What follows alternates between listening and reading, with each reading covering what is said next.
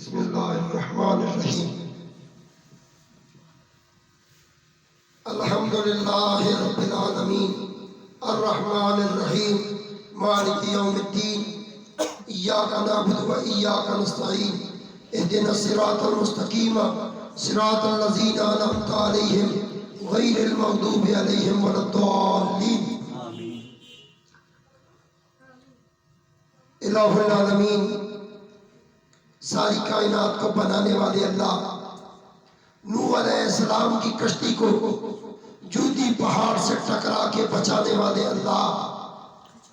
موسیٰ علیہ السلام کو دریا کی موجوں سے بچا کر اور کنویں سے اور دریا کی موجوں سے بچا کر اور آگ کی تپش سے تندور سے بچا کر، یا اللہ تو فرعون کے پاس موسیٰ علیہ السلام کی پرورش کرنے والے اللہ، یوسف علیہ السلام کو